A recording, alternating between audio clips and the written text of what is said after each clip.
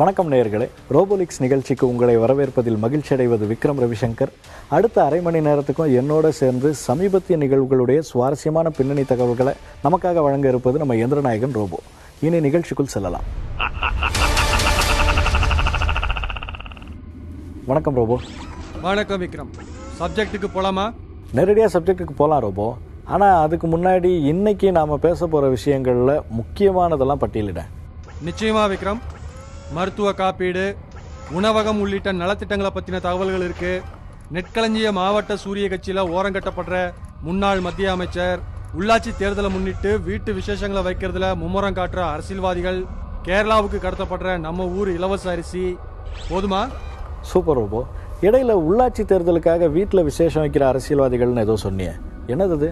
இன்ட்ரெஸ்டிங்கான மேட்ரு மாதிரி தெரியுது. முதல்ல அதை சொல்லு. இந்நேரம் உள்ளாட்சி தேர்தல் பணிகள் சூடு பிடிச்சிருக்கணும். கொஞ்சம் தள்ளி போனதால பரபரப்புகளும் தள்ளி போயிருக்கு. ஆனா சில பிரமுகர்கள் மறைமுகமா அதுக்கான வேலைகளை செய்ய ஆரம்பிச்சிட்டாங்க. அதுல ஒண்ணுதான் வீட்டுல விசேஷங்களை வைக்கிறது. புரியலையே, வீட்டில் விசேஷங்கள் வைக்கிறதுக்கும் உள்ளாட்சி தேர்தல் வேலைகளுக்கும் என்ன சம்பந்தம்? உனக்கு புரியுற மாதிரி சொல்றேன் கேளு. தென் மாவட்டங்கள்ல தான் இது அதிகமா நடந்துட்டு இருக்கு. உதாரணத்துக்கு தேனி மாவட்டத்தை எடுத்துக்கிட்டா, எல்லா கட்சியிலையும் உள்ள முக்கிய பிரமுகர்கள், அதாவது உள்ளாட்சி தேர்தலில் சீட்டு கேட்கிற மனநிலையில இருக்கிறவங்க, தங்களை மாவட்ட நிர்வாகிகள் கண்டுகொள்ளும் வகையில கட்சி சார்பா நடக்கிற சிறிய அளவிலான கூட்டங்களுக்கு கூட மிக பிரம்மாண்டமா பேனர் அடிக்கிறதும், கட்சியின் உயர்மட்ட நிர்வாகிகளை போட்டி போட்டு வரவேற்கிறதுமா எல்லா வகையிலையும் கவனத்தை ஈர்க்கிற முயற்சியில ஈடுபடுவாங்க. ஆமா, இது வழக்கமா நடக்கிறது தான். அதே மாதிரி தங்களோட கட்சி நிர்வாகிகளோட கவனத்தை ஈர்க்கிறதுக்காக வீட்டில் விசேஷம் வைக்கிறாங்கன்னு சொல்ல வரியா? இவங்க வீட்டுல விசேஷம் வச்சா எப்படி நிர்வாகிகள் கவனத்தை ஈர்க்க முடியும்? அதைத்தான் நானும் கேட்கிறேன். எப்படி? உள்ளாட்சி தேர்தலில் சீட்டு வாங்கத்தான் நிர்வாகிகள் கவனத்தை ஈர்க்கணும். அப்படியே கவனத்தை ஈர்த்து முட்டி மோதி சீட்டு வாங்கிட்டா மட்டும் போதுமா? தேர்தல் செலவுக்கு என்ன செய்யறது? பணம் சேர்க்கணும்ல. அதுக்காகத்தான் வீட்டுல விசேஷங்கள் வைக்கிறாங்க. வீட்டில் விசேஷம் வச்சு எப்படி பணம் சேர்ப்பாங்க? இதுக்கு மேலேயும் உனக்கு புரியலன்னா உன்னை டியூப்லைட்னு சொல்றதை தவிர எனக்கு வேற வழி இல்ல. இதை பார், கேள்வி கேட்டா புரியுற மாதிரி பதில் சொல்லணும், கலாய்க்க கூடாது. ஓகே கூல் விக்ரம், சொல்றேன். வீட்டுல விசேஷம் வச்சா விருந்தினர்கள் மொய் வைப்பாங்க.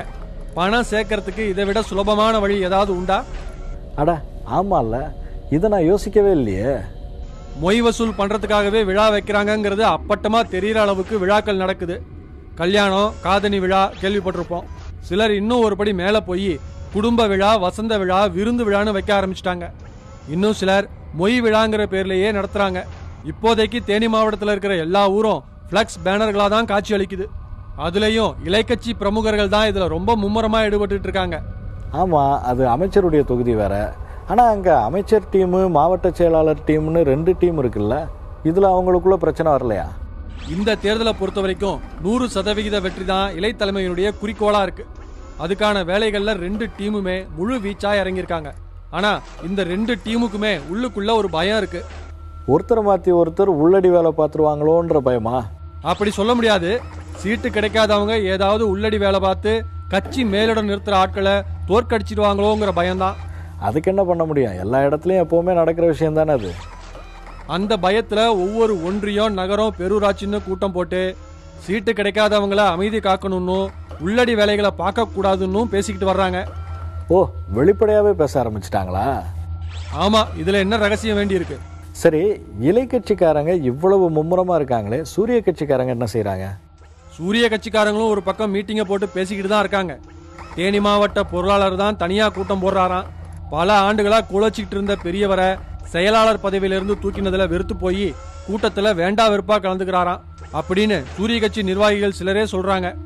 ஆக மொத்தத்துல தேனி மாவட்டத்தை பொறுத்த வரைக்கும் உள்ளாட்சி தேர்தல் பணிகள்ல இலை கட்சி குதிரை வேகத்துல போயிட்டு இருக்கு, சூரிய கட்சி உட்கட்சி விவகாரத்துல சிக்கி தவிக்குது, அப்படித்தானே? அதேதான் விக்ரம். தேனி மாவட்ட சூரிய கட்சியில பதவியை பறிகொடுத்த முன்னாள் மாவட்ட செயலாளர் பத்தி பேசணும்ல, அதே மாதிரி நெற்களஞ்சிய மாவட்டத்து முன்னாள் செயலாளர் பத்தி தான் அடுத்த சப்ஜெக்ட். Super robot. நெற்களஞ்சிய மாவட்டத்துல ஓரங்கட்டப்பட்ட முன்னாள் மத்திய அமைச்சர் பத்தின்னு சொன்னியே, அந்த மேட்டர் தானே? அதேதான் விக்ரம். முன்னாள் மத்திய அமைச்சரும் முன்னாள் சூரிய கட்சி மாவட்ட செயலாளருமான அவர் கட்சியிலும் தலைமையிலும் அதிக செல்வாக்கோட இருந்தவர். ஆனா கடந்த நாடாளுமன்ற தேர்தலில் இவருக்கு வாய்ப்பு கொடுக்காம இன்னொருத்தருக்கு வாய்ப்பு கொடுத்தாங்க. அதனால அந்த பகுதியில இவருக்கு ஆதரவாகவும் எதிராகவும் 2 அணி பிரிஞ்சு செயல்பட ஆரம்பிச்சிச்சு. அதுவே தலைமை கிட்ட அவருடைய செல்வாக்கு குறைய காரணமா இருக்குமே. அதுவும் ஒரு காரணம். இவர் வேற கட்சிக்கு மாற போறதா பேச்சுகள் அடிபட்டது இன்னொரு முக்கியமான காரணம். ஓ, இது வேறயா? இவர் வேற கட்சிக்கு மாற போறாருன்னு தகவல் தலைமைக்கு தெரிஞ்சு கண்காணிச்சுக்கிட்டு வந்தாங்க. இந்த நிலையில சீக்கிரமே தன்னுடைய மகள் திருமணத்தை சென்னையில நடத்துறதா திட்டமிட்டு இருக்காரு. அதுவும் சூரிய கட்சி தலைவர் மற்றும் இளைய தலைவர் முன்னிலையில. புரியுது. இது மூலமா கட்சியில இழந்த செல்வாக்க பெற முயற்சிக்கிறாரு. அது மட்டுமல்ல விக்ரம், அந்த தொகுதிக்கு சீக்கிரமே சட்டமன்ற தேர்தல் வர இருக்கிறதால இந்த சந்தர்ப்பத்தை பயன்படுத்தி தன்னோட சகோதரருக்கு சீட்டு வாங்க திட்டமிட்டு இருக்காராம். அப்படி போடு, ஒரே கல்லுல 2 மாங்காவா? இந்த செக்மெண்ட்ல முதல் சப்ஜெக்ட் மருத்துவ காப்பீட்டு திட்டத்தை பத்தி. சொல்லு ரோபோ, என்ன பிரச்சனை மருத்துவ காப்பீட்டு திட்டத்துல? இலவச மருத்துவ காப்பீட்டு திட்டங்கிற கான்செப்ட் சூரிய கட்சி தலைவருடைய ஆட்சி காலத்துல கொண்டு வரப்பட்டது. இலை கட்சி ஆட்சிக்கு வந்ததும் அந்த திட்டத்தோட பேரை மாத்தி விரிவுபடுத்தினாங்க. அதே மாதிரி அரசு ஊழியர்களுக்கான மருத்துவ காப்பீட்டுக்கு ஒரு சிறிய தொகை அவங்க சம்பளத்துல பிடிக்க ஆரம்பிச்சாங்க. சூரிய கட்சி ஆட்சி காலத்துல மாதந்தோறும் 80 ரூபாய் பிடிக்கப்பட்ட நிலையில இலை கட்சி ஆட்சிக்கு வந்ததும் அந்த தொகை 180 ரூபாயா உயர்த்தப்பட்டுச்சு. அது மட்டுமா, நிறுவனமும் மாறிச்சுல்ல? ஆமா, பழைய நிறுவனத்தோட போட்டிருந்த ஒப்பந்தத்தை கேன்சல் பண்ணிட்டு இன்னொரு புதிய நிறுவனத்தோட ஒப்பந்தம் போட்டாங்க. இப்போ பிரச்சனை அது இல்ல. வேற என்னதான் பிரச்சனை? பெரும்பாலான தனியார் மருத்துவமனைகள்ல அரசு ஊழியர்களுடைய இன்சூரன்ஸை ஏத்துக்கிறது இல்லையா. ஆரம்பத்துல இதை பத்தி யாரும் கவலைப்படல. உபாதைகள் ஏற்பட்டு சிகிச்சைக்கு போகும்போதுதான் ஒவ்வொருத்தரும் ஃபேஸ் பண்ணியிருக்காங்க. இதுவரைக்கும் முயற்சி பண்ணி பார்த்தவங்கல்ல பெரும்பாலான பேரால இன்சூரன்ஸை கிளைம் பண்ணவே முடியல. அதே சமயம் பொதுவான இலவச காப்பீட்டை ஏத்துக்கிறாங்க. அரசு ஊழியர்களோட காப்பீட்டை கிளைம் பண்ண முடியல, ஆனா இலவச காப்பீடை அதே தனியார் மருத்துவமனைகள் மூலமா கிளைம் பண்ண முடியுது. ஆமா, அதனால இப்போ அரசு ஊழியர்கள் மத்தியில இந்த பிரச்சனை பரவலா பேசப்பட்டு வருது. இது ஒரு பிரச்சனையா ரோபோ? 180 ரூபாய்ங்கிறது சின்ன அமௌண்ட் தானே? அது சின்ன அமௌண்ட் தான். அந்த வகையில ஒவ்வொருத்தருக்கும் இழப்பு கம்மி தான். ஆனா மொத்தமா எத்தனை லட்சம் அரசு ஊழியர்கள் இருக்காங்க, எத்தனை 180 ரூபாய் அந்த காப்பீட்டு நிறுவனத்துக்கு போகும்? கோடிக்கணக்கில் போகுது. இப்பதான் நீ மேட்ருக்கு வர்றன்னு நினைக்கிறேன். இப்போ புரியுதா? கிளைம் பண்ணவே முடியாத பட்சத்துல குறிப்பிட்ட அந்த நிறுவனத்துக்கு சம்பந்தமே இல்லாம எங்க காசு எதுக்கு போகணும் அப்படிங்கிறது தான் அனுபவப்பட்ட அரசு ஊழியர்களுடைய கேள்வி. நியாயமான கேள்விதான். அந்த காப்பீட்டு திட்டத்துல ஆல்ரெடி நிறைய சின்ன சின்ன குழப்பங்கள் இருக்கு விக்ரம். மொத்தமா குடும்பத்துக்கான காப்பீட்டு திட்டம்னு சொல்றாங்க. ஆனா ஊழியருடைய பெற்றோருக்கு கவர் ஆகாது. 21 வயசை தாண்டிட்டா பிள்ளைகளுக்கும் கவர் ஆகாது. வேலைக்கே ஆக மாட்டேங்குதுங்கிற. அப்புறம் சின்ன குழப்பமா இருந்தான்னா பெரிய குழப்பமா இருந்தான்னா. அடுத்த மேட்டருக்கு போலாம். நலத்திட்டங்கள்ல ஒன்னான உணவகங்கள் பத்தி தான் அடுத்து பார்க்க போறோம். உணவகங்களை பத்தி தான் ஆல்ரெடி நிறைய சொல்லியிருக்கே ரோபோ. தரமான ஈடுபொருட்கள் எல்லா லோக்கல் பிரமுகர்கள் மூலமாகவும் வெளியில விற்கப்படுது, அது இதுன்னு சொல்லியிருக்கியே. அதெல்லாம் நாம ரொம்ப நாளைக்கு முன்னாடி பேசினது விக்ரம். இப்போ அதையெல்லாம் தாண்டி புது பிரச்சனை ஒண்ணு வந்திருக்கு. என்னது அது? தலைநகரத்துல ஏற்கனவே இயங்கிக்கிட்டு இருக்கிற உணவகங்கள் இல்லாம கூடுதலா 40 உணவகங்கள் திறக்க போறாங்க. கூடுதலா 40 உணவகங்கள் திறக்கிறது நல்ல விஷயம் தானே. இதுல என்ன பிரச்சனை உனக்கு? எனக்கு எந்த பிரச்சனையும் இல்ல. அதோட நீ சொன்ன மாதிரி அது நல்ல விஷயம்தான். ஆனா அந்த 40 உணவகங்கள்லயும் வேலை செய்யறதுக்கு ஆள் இல்லையா. ஏற்கனவே ஆள் பற்றாக்குறை இருக்கிற நிலையில புதுசா 40 உணவகங்கள் திறக்கணும்னு சொன்னதும் சம்பந்தப்பட்ட துறை அதிகாரிகள் தங்களுடைய உயர் அதிகாரிகள் கிட்ட ஆள் பற்றாக்குறை பத்தி சொல்லியிருக்காங்க.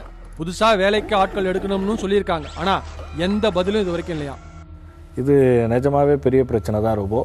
உணவகங்கள் திறந்துட்டா மட்டும் போதுமா? வேலை செய்யறதுக்கு ஆள் இருந்தா தானே அதெல்லாம் இயங்கும். இயங்கினா தானே அதுக்கு பேர் நல்ல திட்டம். உனக்கு புரியுது, எனக்கும் புரியுது. சம்பந்தப்பட்ட அதிகாரிகளுக்கு புரியணுமே. ஆரம்பத்துல ஆள் பத்தலைன்னு சொன்னப்போ பாத்துக்கலாம்னு சொல்லியிருக்காங்க. அதை நம்பி உணவகங்கள் திறக்கிறதுக்கான பணிகளை ராத்திரியும் பகலுமா கஷ்டப்பட்டு முடிச்ச அதிகாரிகள் இப்போ என்ன செய்யறதுன்னு தெரியாம குழம்பி போயிருக்காங்க. அதுக்கெல்லாம் நம்ம ஒன்றும் பண்ண முடியாது. நீ அடுத்த மேட்டருக்கு வா. தஞ்சாவூர்ல சிறப்பா செயல்பட்ட நேர்மையான அரசு அலுவலர் ஒருத்தரை பணியிட மாற்றம் செய்யப்பட்டதை கண்டிச்சு அங்கங்க வித்தியாசமான போஸ்டர் ஒன்று ஒட்டப்பட்டிருக்கு. என்ன போஸ்டர் அது? என்ன சொல்லியிருக்காங்க? கொஞ்ச நாளைக்கு முன்னாடி வெளியான ஜோக்கர் படத்து போஸ்டர்ல தஞ்சை ஜோக்கருங்கிற பேர்ல அந்த போஸ்டர் ஒட்டியிருக்காங்க. உண்மைக்கும் நேர்மைக்கும் கிடைச்ச பரிசு பணியிட மாற்றமா அப்படின்னு அந்த போஸ்டர்ல கேள்வி எழுப்பியிருக்காங்க. சரி, விவரமா சொல்லு. என்ன காரணம் அந்த போஸ்டர் ஒட்டப்பட்டதுக்கு? தஞ்சாவூர் வட்டாட்சியர் அலுவலகத்துல வேலை செஞ்சவர் 1 மாசத்துக்கு முன்னாடி தான் பதவி உயர்வு பெற்று உயர் பதவிக்கு வந்தாரு. பொதுமக்கள் கிட்டையும் சக அலுவலர்கள் கிட்டையும் எந்தவித கெட்ட பேரும் இல்லாம நேர்மையா வேலை செஞ்சவர்னு பேர் வாங்கினவர். தமிழக அரசின் திட்டங்கள் எல்லாமே பொதுமக்களை சென்றடையணும்னு நினைச்சு வேலை செய்யறவரு. அந்த மாதிரியான ஆளுங்களுக்கு தானே பிரச்சனை எல்லாம் வரும். தன்னோட நேர்மையின் காரணமா தஞ்சை இலைக்கட்சி பிரமுகர் ஒருத்தரை பகச்சுக்கிட்டாரு. அந்த பிரமுகருடைய பழிவாங்கும் முயற்சியில இப்போ பட்டுக்கோட்டைக்கு பணியிட மாற்றம் செய்யப்பட்டிருக்காரு. இதத்தான் அந்த போஸ்டர்ல கண்டிச்சிருக்காங்க. அவருடைய பணியிட மாற்றத்தை மாவட்ட ஆட்சியர் மறுபரிசீலனை செய்யணும்னு போஸ்டர்ல வேண்டுகோள் விடுத்திருக்காங்க. உண்மையான நேர்மையான அரசு அதிகாரிகள் பழிவாங்கப்படுறது தடுக்கப்பட்டாதான் அரசு நலத்திட்டங்கள் முறையா மக்களுக்கு போய் சேரும். சரி, அடுத்து. நேர்மையான அதிகாரிகளுக்கு தான் சோதனை எல்லாம் வரும்னு நீ சொன்னதும் 25 வருஷமா ஒரே இடத்துல இருந்துகிட்டு ஊழல்ல கொடிகட்டி பறக்கிற அதிகாரியை பத்தி சொல்ல தோணுது. தோணுதுன்னு ஏன் இழுக்கிற? தாராளமா சொல்லு ரோபோ. யார் அந்த அதிகாரி, எந்த துறை, எந்த ஊரு? கண்டிப்பா சொல்றேன் விக்ரம், ஆனா அதுக்கு முன்னாடி ஒரு பிரேக் போயிட்டு வந்துடலாம். சொல்லு ரோபோ, யார் அந்த அதிகாரி ஊழல்ல கொடிகட்டி பறக்கிறது? மாம்பழ மாவட்டத்தில் இருக்கிற பால் நிறுவனத்துல 25 வருஷமா வேலை செஞ்சுக்கிட்டு இருக்கிறவர் தான் அந்த அதிகாரி. ஆரம்பத்துல கால்நடை மருத்துவரா அந்த துறையில வேலைக்கு சேர்ந்தவர் 25 வருஷமா படிப்படியா பதவி உயர்வு வாங்கி இன்னைக்கு துணை பொது மேலாளரா இருக்காரு. அதுவும் அதே ஊர்லயே? ஆமா விக்ரம், தொடர்ந்து அங்கேயே இருக்கிறதால எந்தெந்த துறையில பணம் புழங்குது, அதுல எப்படி கமிஷன் அடிக்கலாங்கிற வித்தைய நல்லா கத்து வச்சிருக்காரு. சமீபத்துல பால் தரத்தை அளவிடுற கருவிய சந்தை விலையை விட அதிக விலைக்கு வாங்கினதுல பல லட்சங்கள் அரசுக்கு நட்டம்னு தணிக்கை துறை மேலிடத்துக்கு அறிக்கை அனுப்ப பயந்து போயிட்டாரு. பயந்துட்டாரா? இப்போதான் இத்தனை வருஷமா ஃபீல்டில் இருக்காரு, அது இதுன்னு பில்டப்லாம் கொடுத்த. முழுசா சொல்றதுக்குள்ள அவசரப்படாத விக்ரம். ஆரம்பத்துல பயந்தவரு தன்னுடைய துறை ஆணையர் உள்ளிட்ட எல்லோரையும் சரிகட்டி அந்த அறிக்கை வெளியே வராம பாத்துக்கிட்டாரு. அது மட்டும் இல்லாம கூட்டுறவு சங்கங்கள்ல தரத்தை அளவிடுற 683 கருவிகளை வருடாந்திர பராமரிப்புக்கு ஒப்பந்தம் செஞ்சதுலயும் பல லட்சங்கள் முறைகேடு நடந்திருக்கிறதா சொல்றாங்க. பல லட்சங்கள் முறைகேடு ஊழல்னு சொல்றியே தவிர எப்படின்னு சொல்ல மாட்டிய? இதுல என்ன இருக்கு கேட்டா சொல்ல போறேன். ஒரு மெஷினோட விலை 31,000 ரூபாய். ஆனா அந்த மெஷின் வருடாந்திர பராமரிப்பு செலவு ஒரு மெஷினுக்கு 3,800 ரூபாய். இந்த டெண்டரை அந்த அதிகாரி தனக்கு வேண்டப்பட்டவர் பெயர்ல எடுத்துக்கிட்டு பெயரளவுக்கு பராமரிக்கிறாரு. சரி, இவர் மேல யாரும் இது வரைக்கும் புகார் எதுவும் கொடுக்கலையா? நடவடிக்கை எதுவும் எடுக்கலையா? எவ்வளவு புகார் போனாலும் இவர் மேல நடவடிக்கையே எடுக்க மாட்டாங்க. ஏன்னா இவருக்கு மேல இருக்கிற பெண் அதிகாரிக்கும் ஒன்றிய தலைவருக்கும் சரியா பங்கு பிரிச்சு கொடுத்துருவாராம். அட்ராஸக்க இதுலலாம் ரொம்ப நேர்மையா இருப்பாங்களே. சரி, நெக்ஸ்ட் மேட்ரு. பஞ்சம் வரக்கூடாதுன்னு அரசு அரிசி கொடுத்தா அதை லஞ்சம் கொடுத்து கடத்துற கடத்தல்காரர்களை பத்தி தான் நெக்ஸ்ட். சமரமிங் ரோபோ, கண்டினியூ பண்ணு. தேனி மாவட்டம் கேரள மாநிலத்துக்கு நுழைவாயிலா இருக்கு. அதுல கம்பம்மெட்டு, குமிழி, போடிமெட்டு சாலைகள் வழியாதான் கேரளாவுக்கு அரிசி கடத்தப்படுது. இது அரசல் புரசலா நானும் கேள்விப்பட்டிருக்கேன் ரோபோ. அங்க நம்ம இலவச அரிசிக்கு நல்ல விலை கிடைக்குதாமே.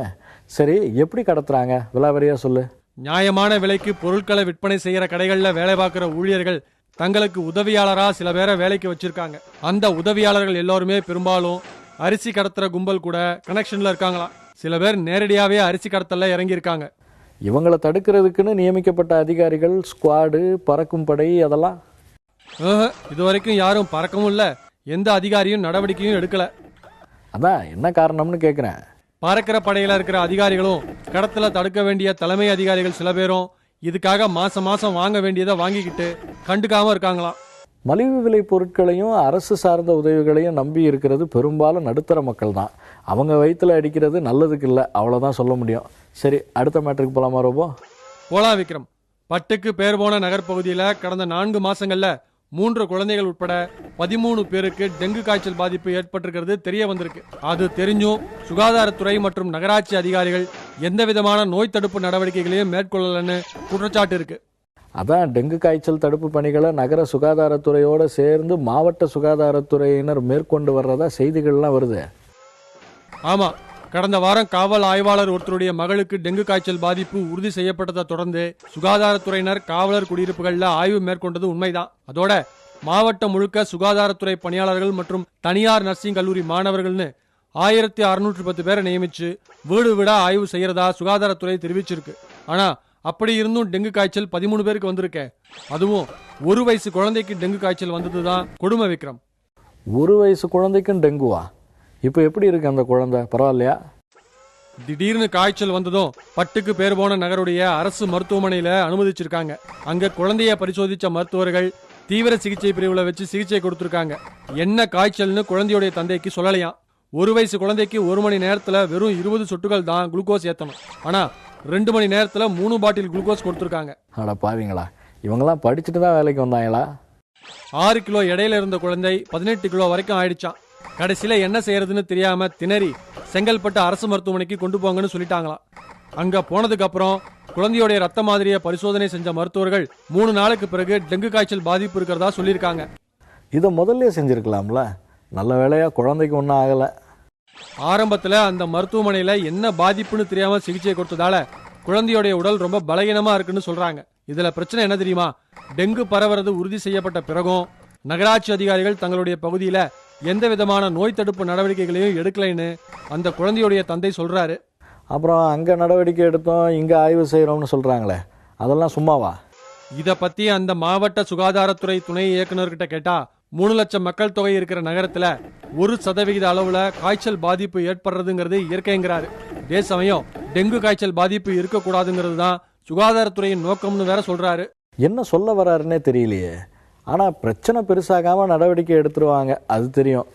ஆமா விக்ரம், எங்க காய்ச்சல் பாதிப்பு இருக்கிறதா தெரிஞ்சாலும் குறிப்பிட்ட அந்த பகுதியில துரித நடவடிக்கை எடுப்போம்னு அதிகாரிகள் உறுதி கொடுத்திருக்காங்க. எப்படியோ இனிமே யாருக்கும் பாதிப்பு ஏற்படாதுன்னு நம்புவோம். அப்போ நம்ம கிளம்பலாமா? கிளம்பலாம் விக்ரம். இன்னும் பல சுவாரஸ்யமான தகவல்களோட அடுத்த வாரம் சந்திக்கலாம். Okay robo. நேயர்களே, நம்ம நிகழ்ச்சி பற்றிய உங்கள் கருத்துக்களை robo@newgenmedia.in மின்னஞ்சல் முகவரிக்கு எழுதி அனுப்புங்க. மற்றொரு நிகழ்ச்சியில் சந்திக்கலாம். நன்றி.